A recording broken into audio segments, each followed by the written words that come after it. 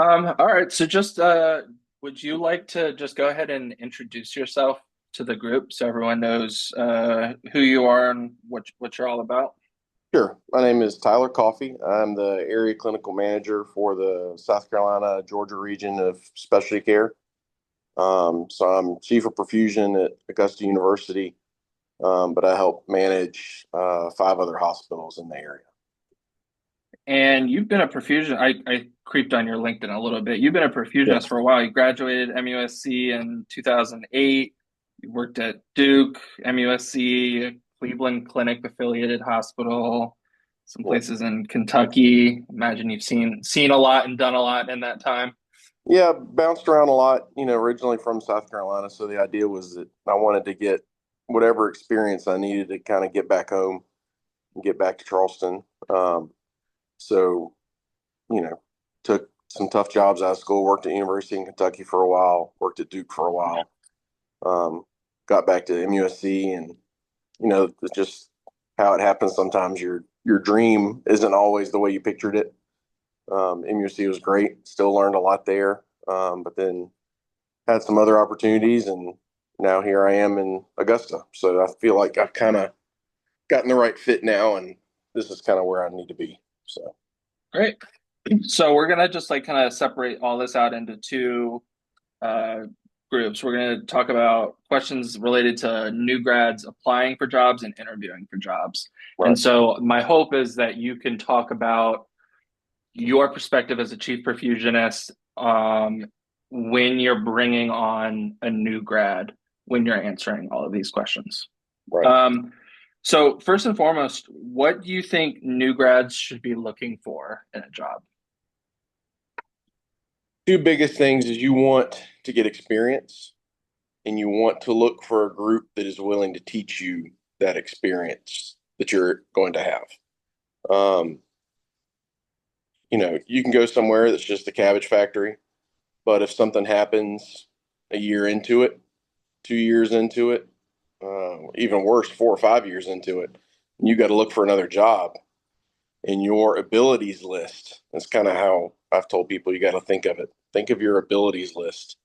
What experiences have you had? What cases have you done? If that is cabbage in the AVR and maybe a TAVR, you're not very marketable. So what I would suggest is find somewhere where you can see everything, do everything, look at your first years out of school as an extension of school. Um, that doesn't mean you have to leave. You can go somewhere and get that experience, and if it's the right environment, all the better. But don't sell yourself short coming out of school. Make sure you're going somewhere where you're going to learn. And then this that leads into the second part is you can get all that, have all that experience. But if the staff that you're going to go work with isn't willing to teach you and help you along and be there to support you, um, you're just going to fail, and it'll be a miserable experience. Um, I would say that was kind of my experience first couple years out of school. Got to see a lot. I got to do everything. My first solo case was a PEDS case. I got to do a lot, but it was a small group. We were severely understaffed, and it just wasn't the time to teach and to help somebody and guide them along. Um, so I got half of that. And the other half isn't those guys' fault. It was just the fault of the group that I was with. It was the size.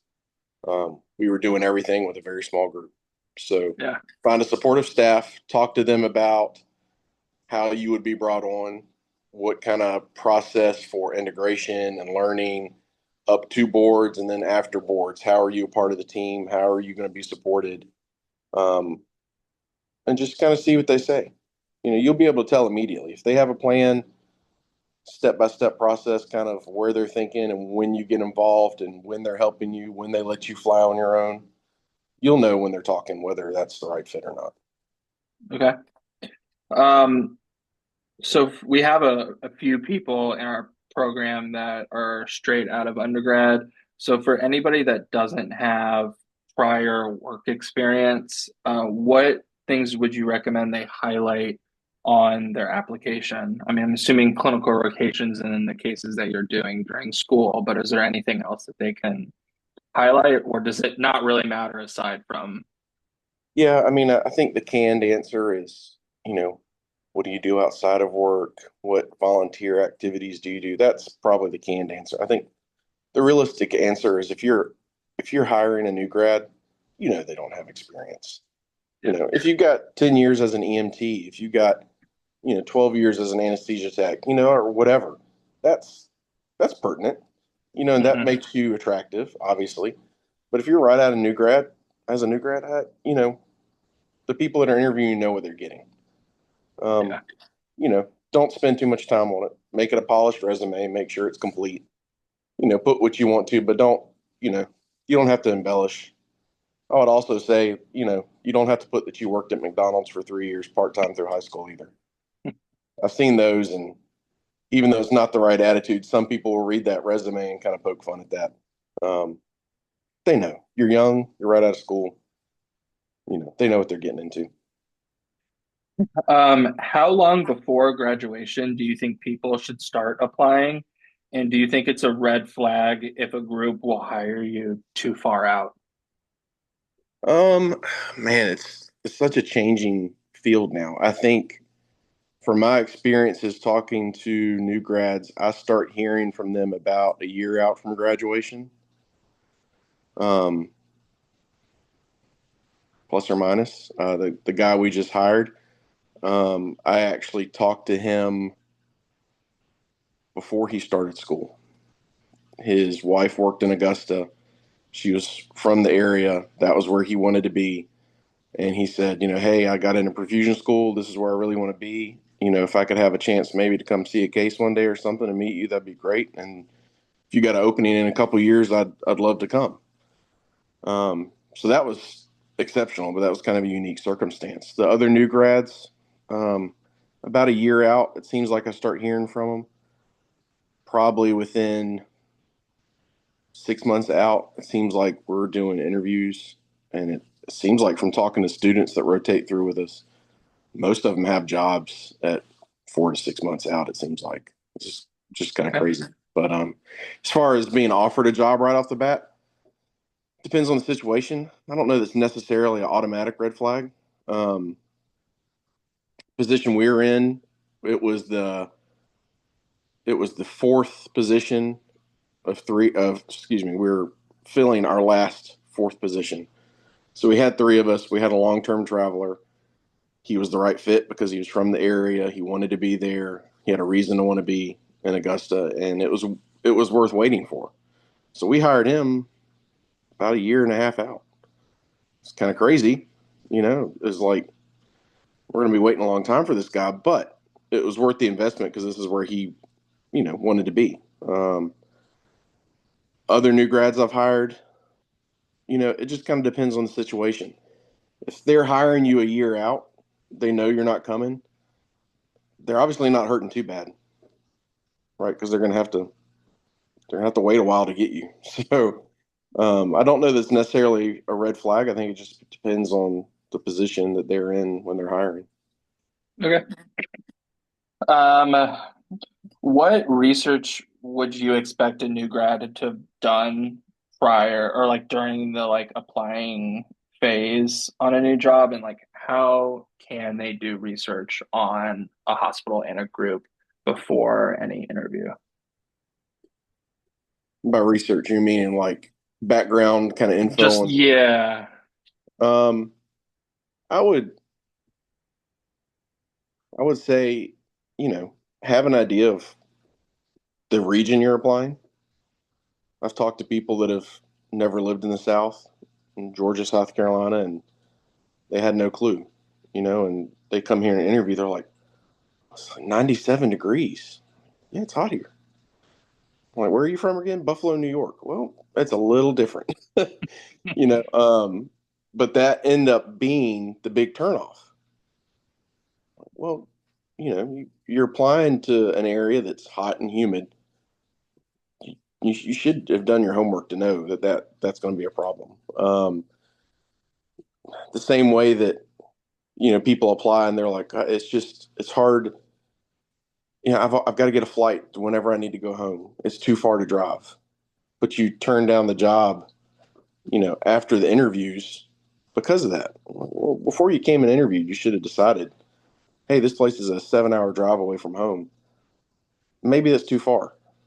Um, I think maybe this is off the subject of what you're asking, but I think sometimes there's a push from some programs these days telling students just to go out on practice interviews. Um, I feel like it burns more bridges than it helps. I understand, you got to get your feet wet. Your first interview might not be great. Mine was horrible, and that's a whole another story I could tell you sometime. But my first interview in school was I bombed it completely. But so that's going to happen. But I don't think you go take practice interviews where you have no interest in the place. It's a small field. Yeah, it's a small field, and like I said, you burn bridges, you hurt feelings. You can be somewhat disinterested in the interview, and people pick up on that. Or even worse, you feign extreme interest, and the people in the interviewees are going, man, this went really well. I think they'll be a good fit.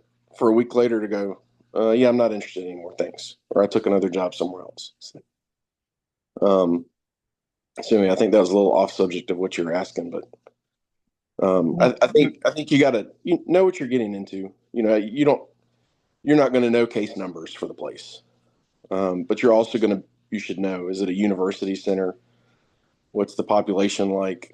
If you're interviewing for a hospital in Houston, it's going to be different from a hospital in, you know, Spartanburg, South Carolina. Yeah. Um, so what red flags do you look for in an applicant? Is it mostly just like they don't really know what they're getting into, or are there other things that you've seen over the years that just kind of jump out at you? Um, Honestly, with a new grad, and this is kind of what I've told my employees when we've interviewed people. To me, if you know the program they're coming from, it's a good program, it's reputable, they put out good students, they have good pass rates. What matters more than anything is personality. So if they come in and their personality's off, they're closed off and don't communicate very well, or come in too cocky for whatever reason, the personality is off. That to me is the big red flag. Like you're graduating, you've passed, you know what you're doing perfusion wise, and we're going to teach you everything else you need to know. But sometimes we work and interact with each other and talk to each other as much as we do our own families. So if your personality doesn't jive with us, if there's something that just rubs somebody the wrong way, it's best to just avoid it and move on. Okay. That's my biggest advice to a new grad going and interviewing. You don't have to boast necessarily your experiences and what you know how to do. Just be yourself. Let them know you. And if they're smart, they're not asking you clinical questions in an interview. They're trying to get to know you, and if you're a good person and a good fit with the rest of the team. It's funny, we just had we're going through interviews right now, and like some of them are asking me like what for any advice, and I'm like, just be yourself. Right. Yeah. So it's just kind of the opposite question now. What are some red flags that some applicants can look for in employers? I think you touched on some of this at the beginning with like being willing to teach and having the staffing, but maybe anything else that you can think of. Yeah. To that point, if when you ask them kind of what their integration style is for a new grad and getting them up to speed, um, if they say, well, it's we kind of work by trial by fire, might not be the right fit. Um, if this, there's a staff of six, um, and two people show up to the interview. I mean, unless that's their tactic, is they only want the chief and one other person interviewing. But if the rest of the group doesn't want to show up to interview, that's not necessarily a good sign. I went out on an interview like that where it was a staff of four and only one person was there, and it wasn't the chief.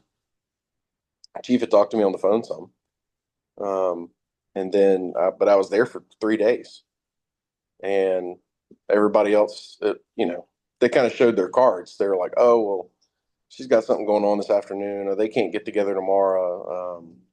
There's always something going on. Well, either they're really busy at work or they just hate being at work so much they don't want to talk to the other person. I don't know.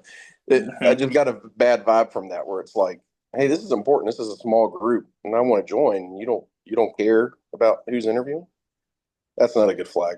Um, I think them asking you the right questions.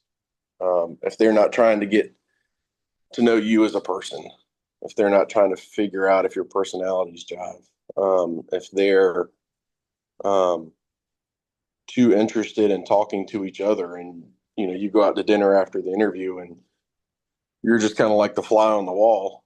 That's not a good sign. Um, and it could also be a very impersonal interview. That may or may not be bad.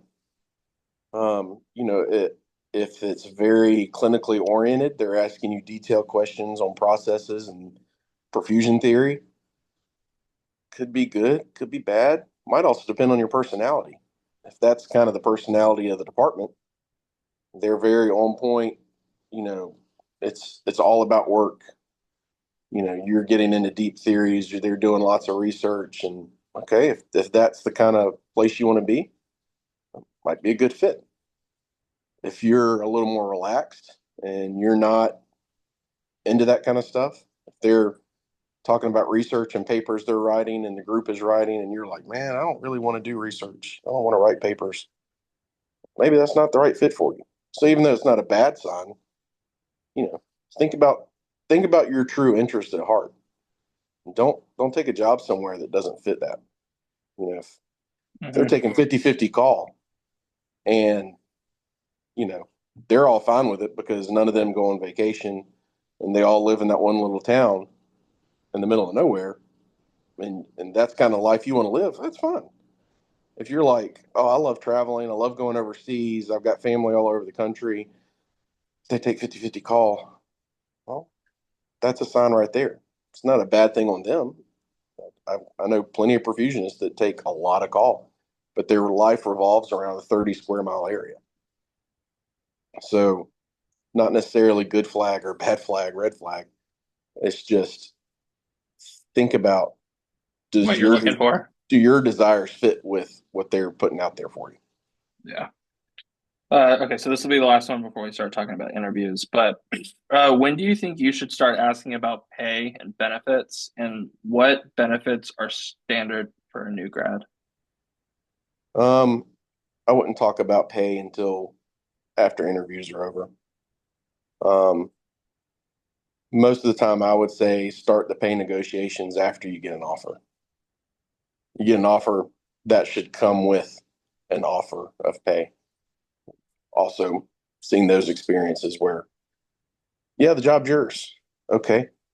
We talk a little more and you're expecting it to come out and they never bring up what the pay is. That's a little weird. So most places, you're going to get a job offer, you're going to get a salary offer, and then you can negotiate that. Hmm. Um, Benefits, that could come up almost in the first conversation. If it's a department, it's a hospital that has a recruiting department, they should be able to send you the list of benefits before you ever even go interview, before you even talk to the perfusionist. So I have a couple questions about the benefits. So do you know what like a normal rate for PTO should be for a new grad? And just from like your experience and like you don't Yeah, have to have exact numbers, but anything ballpark. I would say like, most places are paying biweekly.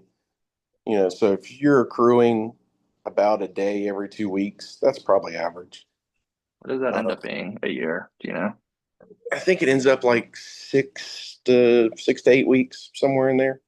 I think Okay, so you think 6 to 8 weeks is a that's fair amount that's of PTO? probably yeah, that's probably. I know there's places that get more. I know there's places that get a lot less.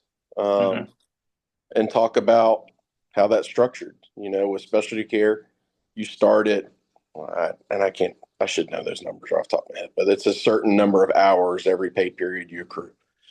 After you've been there 5 years, it goes up. After you've been there 10 years, it goes up. So, as the longer you're there, the more you accrue.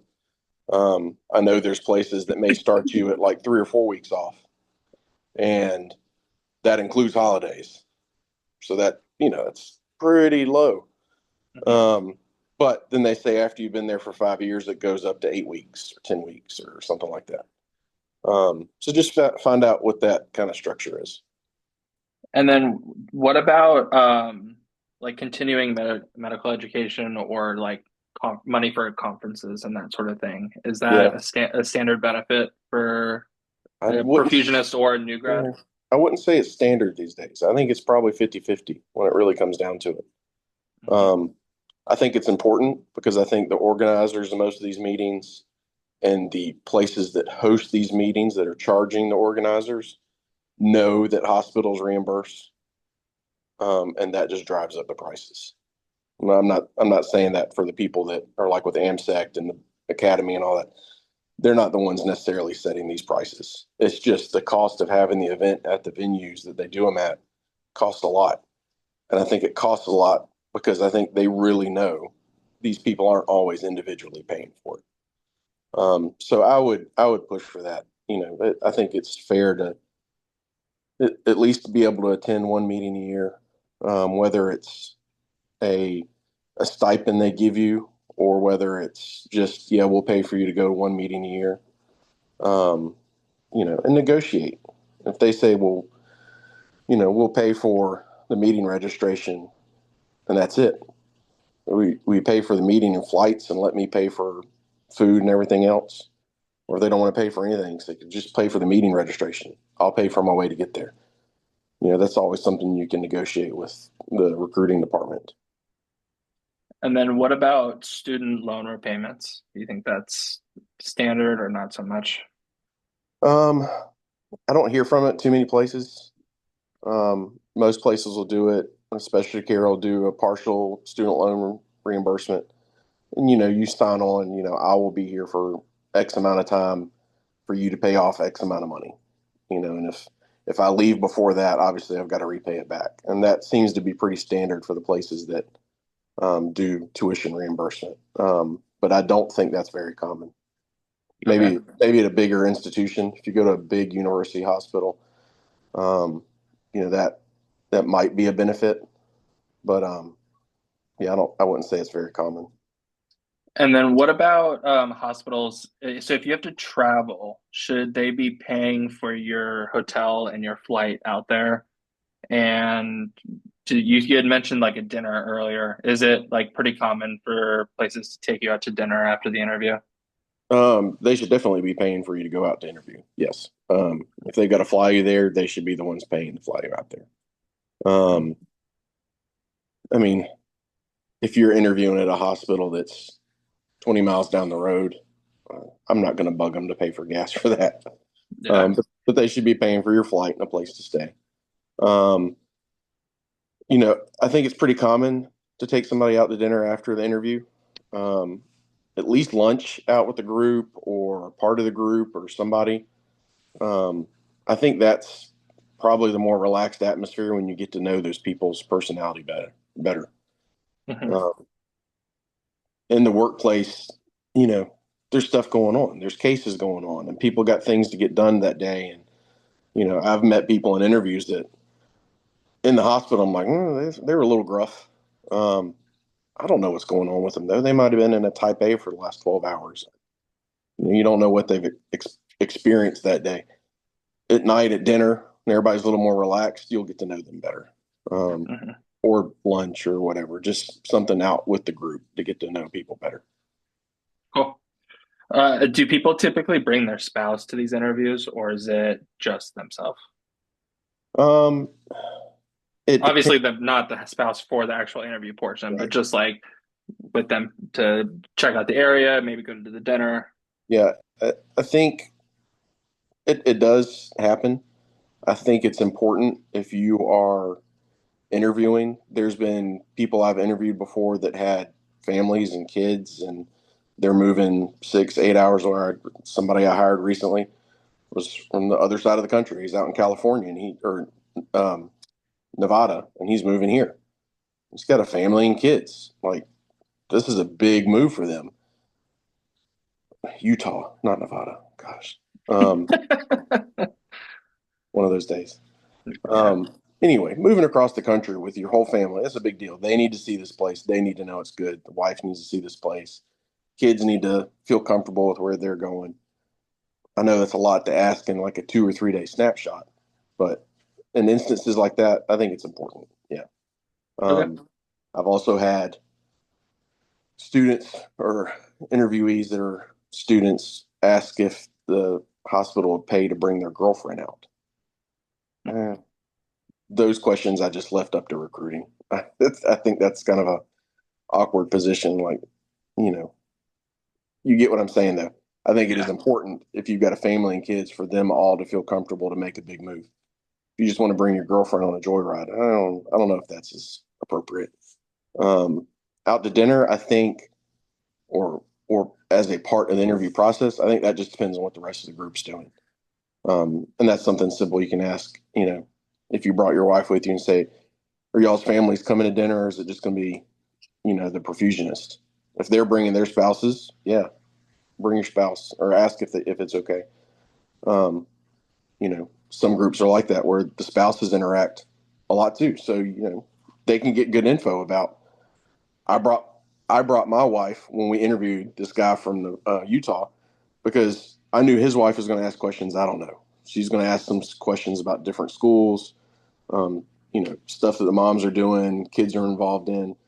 My wife is dealing with that every day, all day. So I knew she would ask questions that my wife could answer. So I brought my wife, asked her to come.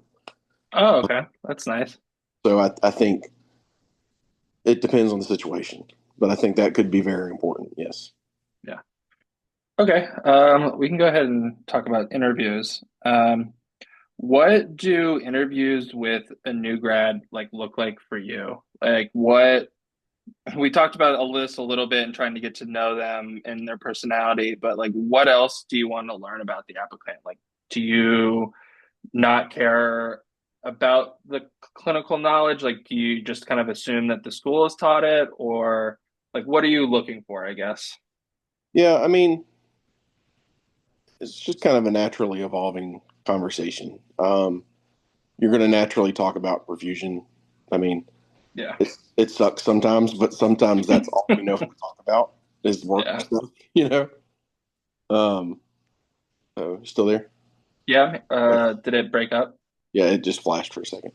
Oh. Um, I think naturally work stuff's going to come up, and you're going to ask, well, have you had an emergency case yet? Have you done many ECMO or, what do TAVR programs look like at your institution? I mean, that's honestly a lot of times when candidates come and interview and even students rotating through from different schools, we learn so much about how other people do this job by them coming to us. I'm like, okay, you do TAVRs. How involved are you in TAVRs? Do you guys bring a pump in the room? Are you in the room? Are you in house? Are you not there at all? So those kind of conversational questions come up. Staff is always going to say, well, how do you do this? Or how often are you called in for type A dissections? Or, do you guys staff ECMOs? Do you sit ECMOs with the staff? So that kind of stuff's going to come up. I don't think it's anything you got to feel like you have to put out there. Um, as far as the other stuff, I think just ask me the question again. Like, Just like what is it the interview, like the actual sit down portion of it look like? yeah, I What are mean, you asking?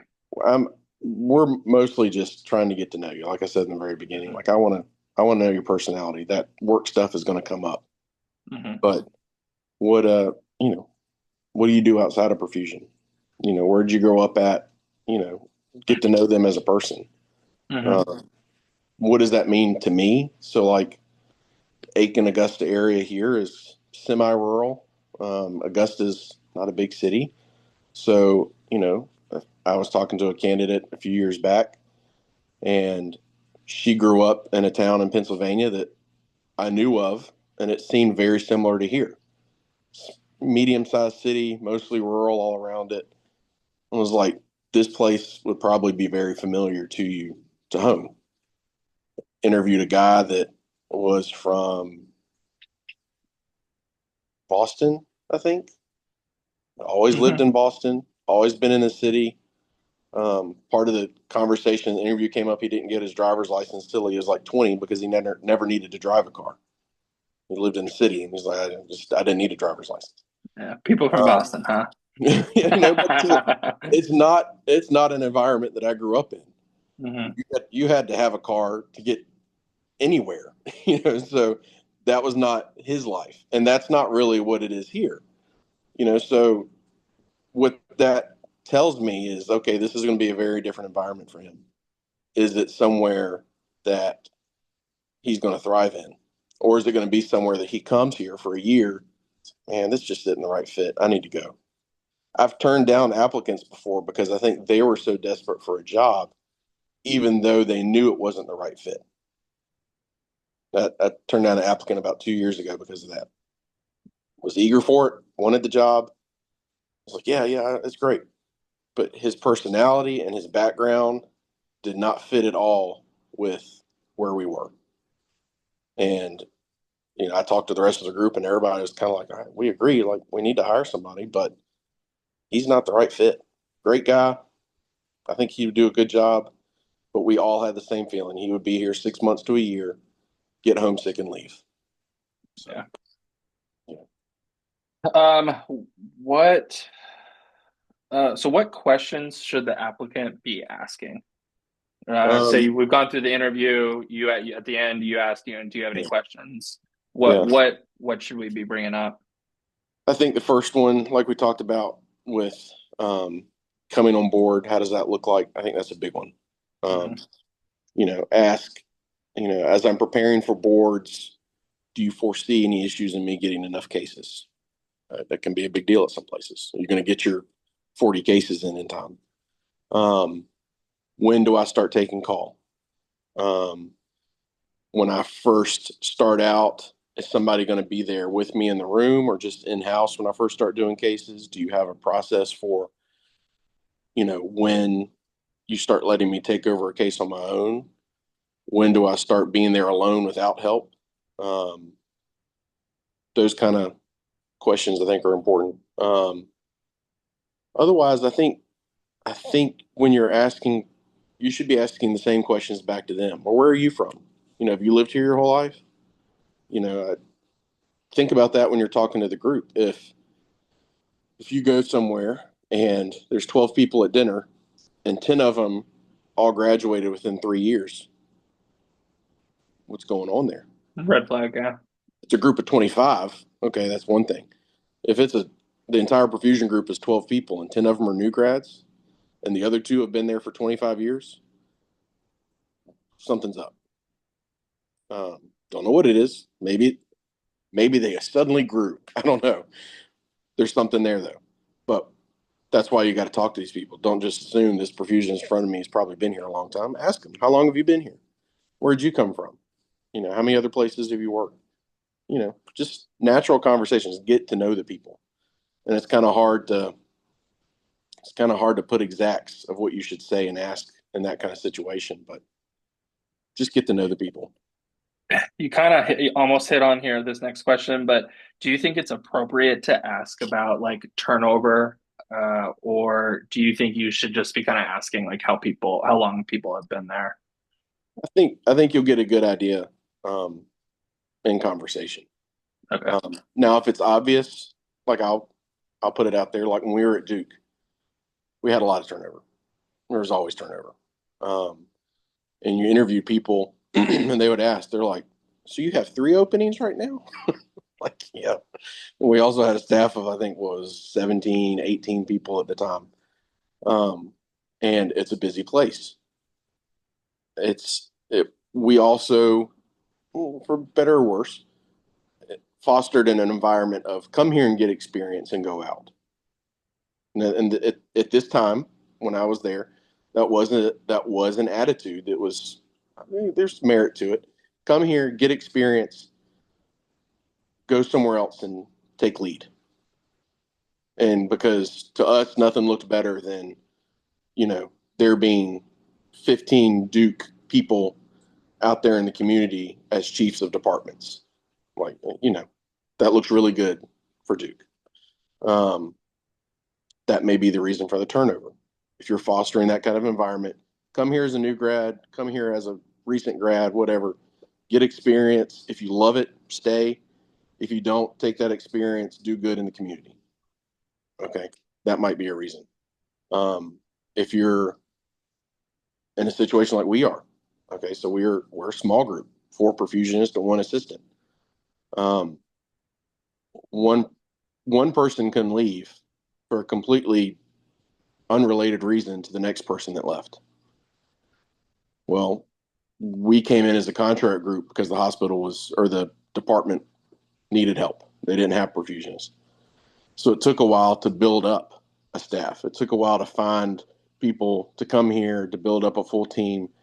So people would ask me, like, it seems like you've had an opening for a while.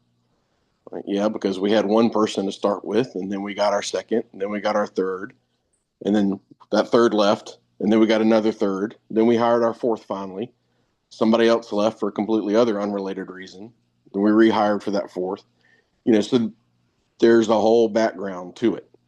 I think in natural conversation, you're going to feel the truth to the situation. I think you're going to find out the real reasons. If it's a group of 5 and they've got 2 open positions, how long have both of those, did the 2 people leave at the same time? Or was there an issue or whatever? I think that's kind of how you phrase that. Mm-hmm. They may say, no, this last guy just left a month ago. The other position's been open for a couple months. Mm-hmm. And ever since COVID, I feel like with the shifting around of perfusionists, with the number of people that went to be travelers, I feel like we're playing a shell game these days. Like, everybody has openings. Everybody's moving around. So I don't think somebody having an opening for a long time or having multiple is necessarily the red flag that it was 15 years ago. So I just talk to them again. I think in natural conversation, you'll find out. Mm-hmm. I will tell you, if your staff are disgruntled, they're gonna let the new grad know, whether their chief is there and they like it or not. The staff will say, well, make sure this is the place you want to be, or they'll pull them to the side. I mean, I had an interview at a school that was like that, where interview went great, felt really good. Met the chief, met the group. Everybody, I was like, oh, this is pretty good. This is going to work out. And one of the staff members caught me in the parking lot getting in my car, and they're like, don't come here. It's like, oh, okay. And just spilled everything.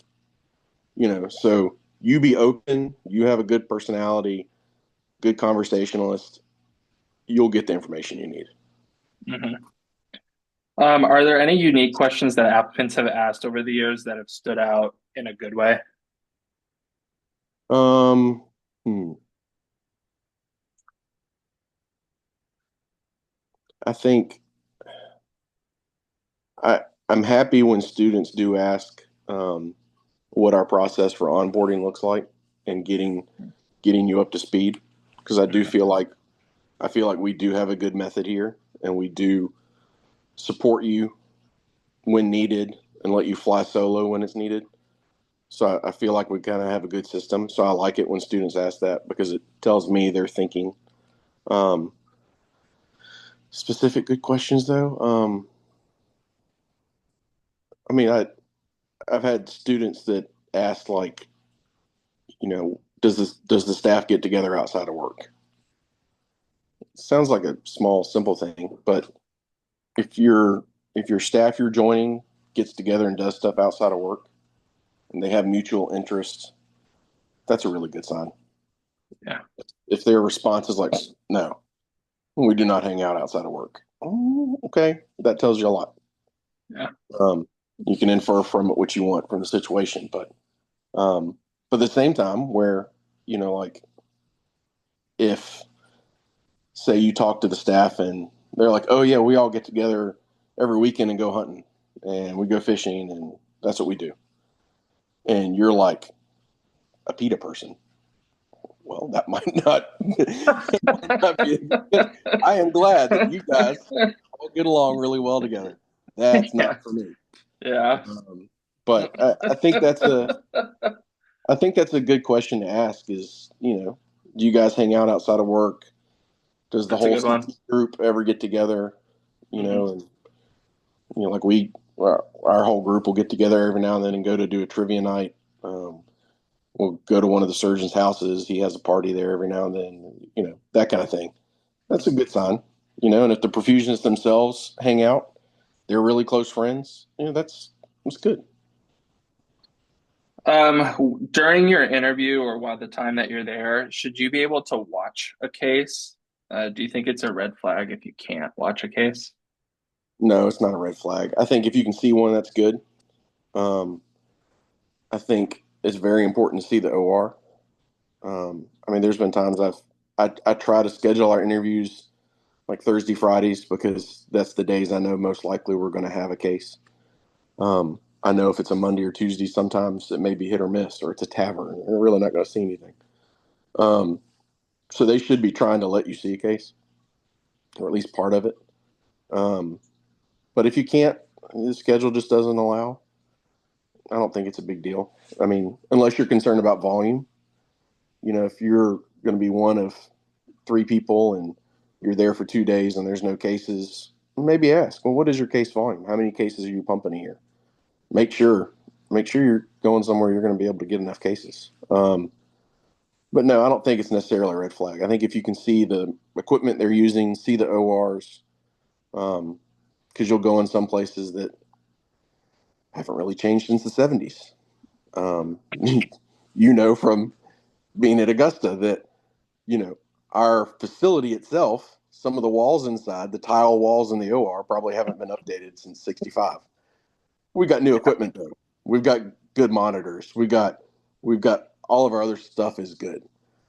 So I think coming in and seeing that is important.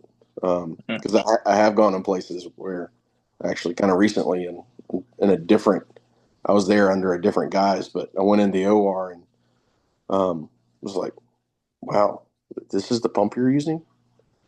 Like this was like our backup pump for our lab in perfusion school 18 years ago. This was like the pump we didn't want to use for training. We had a better pump for training, and this is What your pump. was it? Was it like an S1?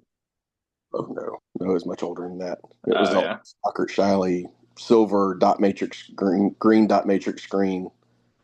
Yeah, that brings up concerns. Dr. DeBakey make it back in the Right? day. Yeah, yeah, exactly. It came out of his Yeah. garage. Yeah. Um, but it brings up concerns of budget constraints. If they're not updating that equipment, they're probably not giving you money to go to meetings. Yeah. Maybe not. Maybe not at all. But for me, that would be a concern. I would want to see the OR. Let me see what equipment you're using. They can tell you, but just take a look around. If everything looks new and shiny and clean, guess what?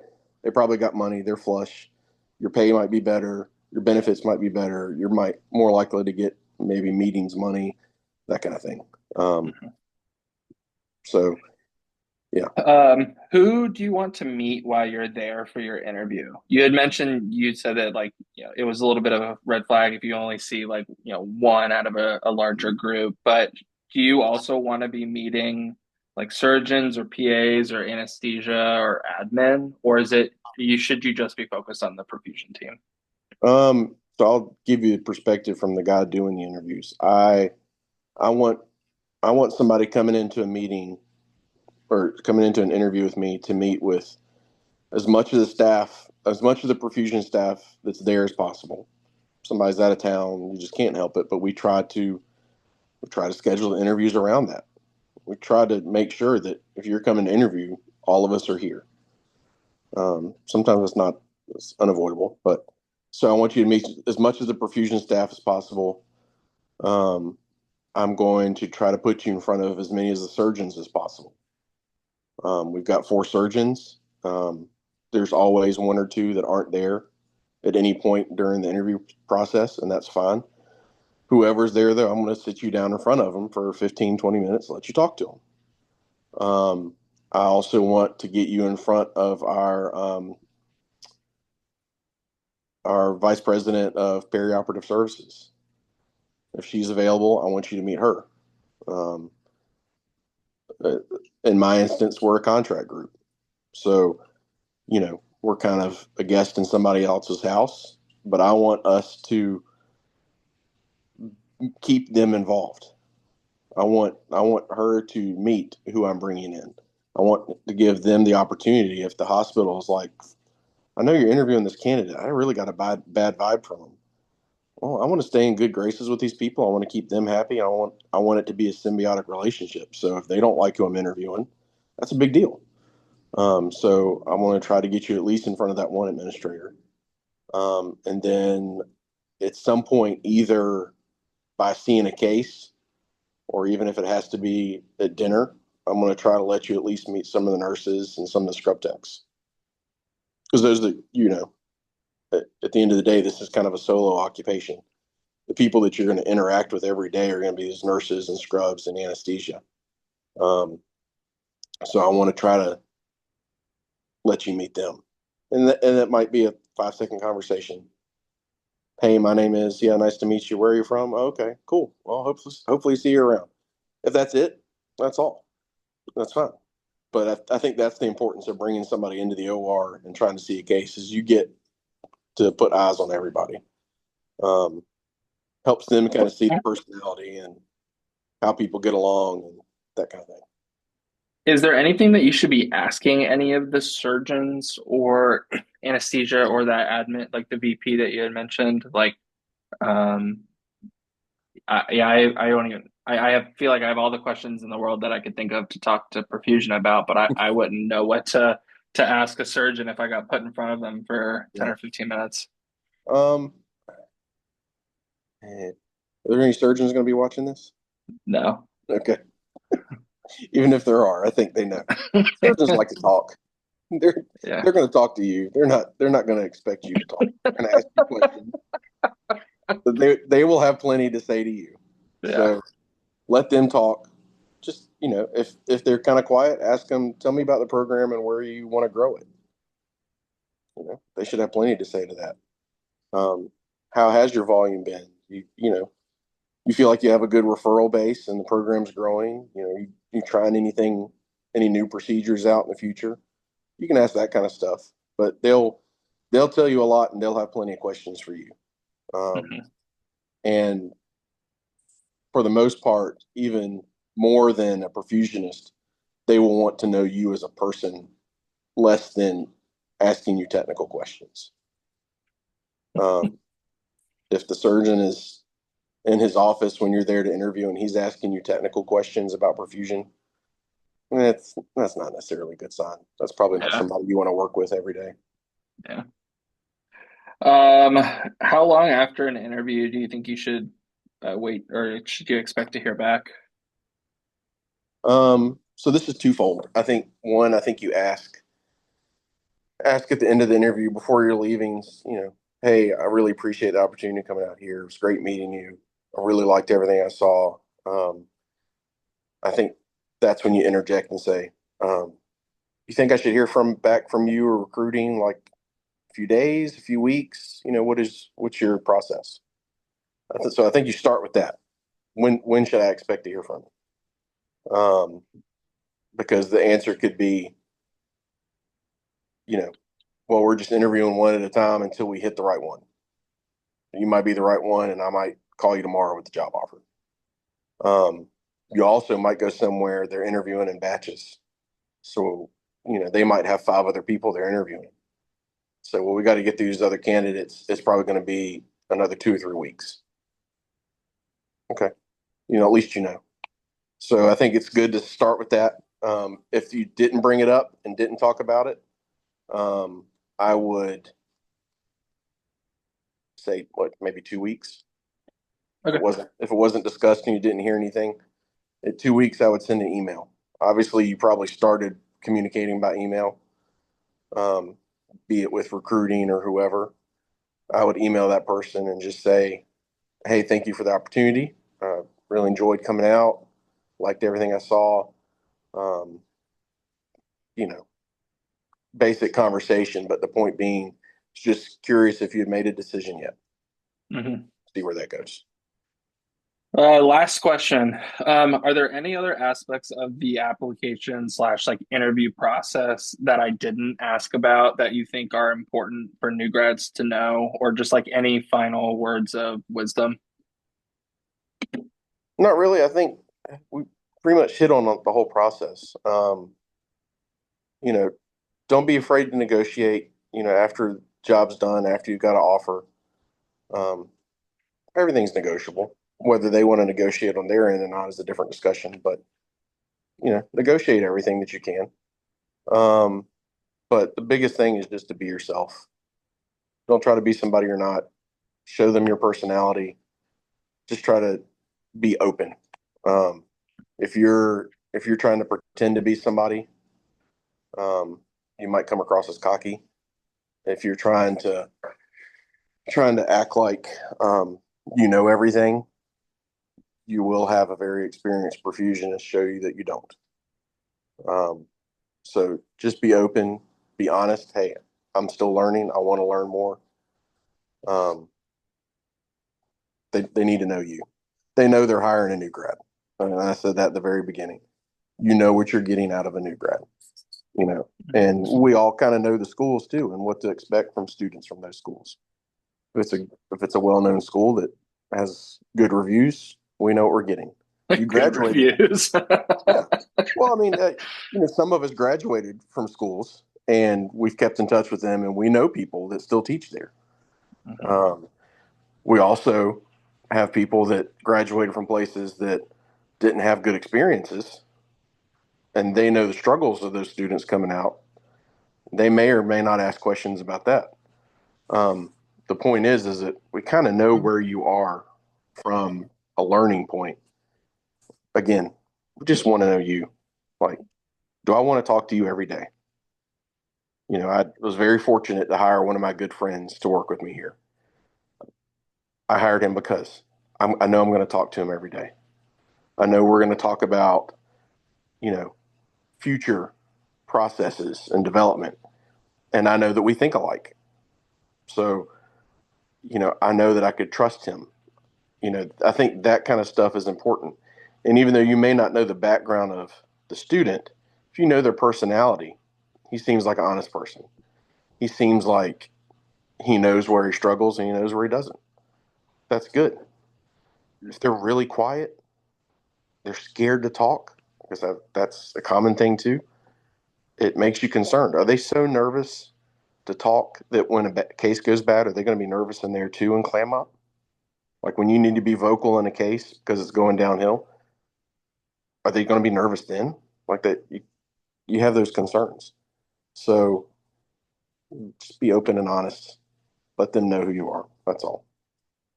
Well, thank you.